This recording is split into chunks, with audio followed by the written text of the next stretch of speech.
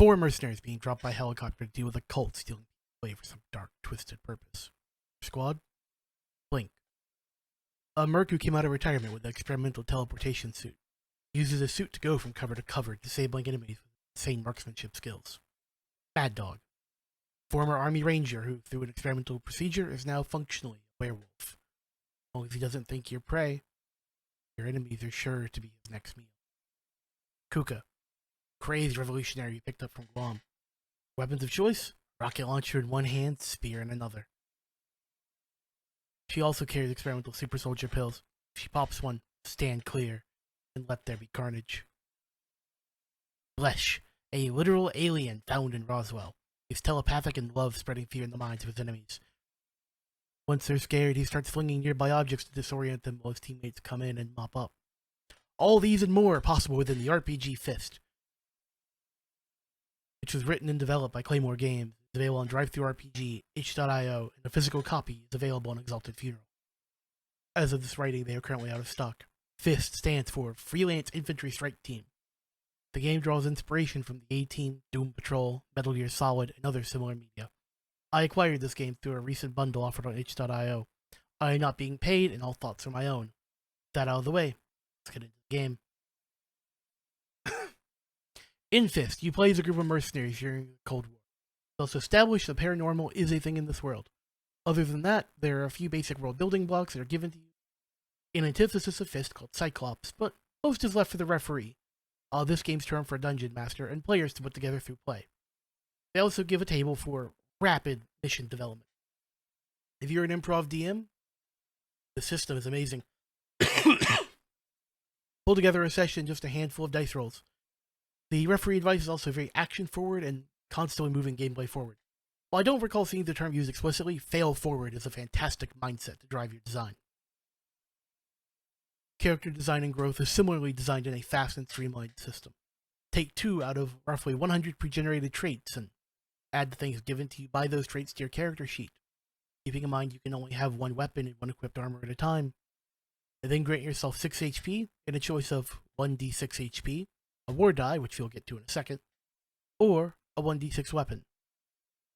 At the end, choose a role. Roles are the motivation for your character, and a conversation with your DM. This also determines how you level up or advance by fulfilling your role. Leveling is either taking more HP, or war dice, or a new trait. Choose a codename. I personally think it's much more entertaining when your party members pick your codenames for you. Describe what your character does, and let them give you a name.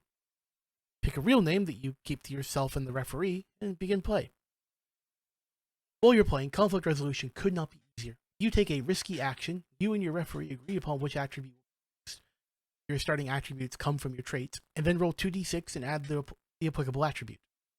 If the result is below a 6, you failed. 7 to 9, partial success. Some kind of complication arises. 10 to 11 is a success, and a 12 is a critical success. If you're worried about any roll, you can use a war die, or your teammates can use a war die to boost that roll by 1d6. And that is everything you need to know. This game is theater of the mind designed, so you're not using battle mats and grids, and combat is, just like the rest of the game, somewhat freeform in a discussion or conversation. The book is only roughly 30 pages. The remainder of the information is traits, roles, and some example mission structure. Now for my thoughts. This game is just as long as it needs to be in terms of instructional material. There is enough to let you get your creative juices flowing, and then from that on, you're left to your own devices. The mechanics are consistent, lightning quick, and straightforward. So much is left to your table to decide through the mountain of homebrew content that is out there. There was a recent game jam on itch.io to make some new Fist content, as well as Cyclops Games has recently released the Mandelbrot set, a hex-crawling expansion that I hope to check out one day soon.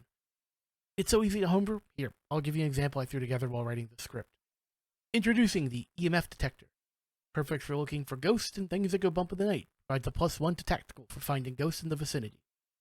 You can make this accessible during the mission, or handcraft a trait where it's part of said trait. An example of that could look like this. Ghost Hunter. You're talented in finding ghosts and ghouls wherever they may hide. You have a +1 to recalling information about apparitions and ghosts. If you roll a 1, ghosts know where you are, and it hungers for you.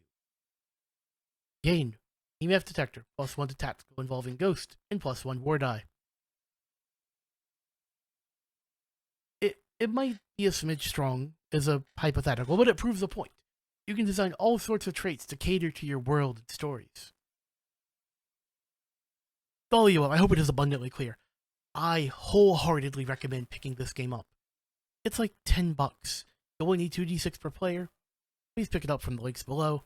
None of the links are affiliate. I won't get a dime. I am just head over heels for this system, and I wanted to support the lovely people behind this game. I plan to be doing an actual play of this on my live streams at twitch.tv/Laird_ in the near future. This is my first proper review of a game, so please bear with me, but also please give feedback. I know this content is different from our usual, but if y'all like it, I would love to do more of these.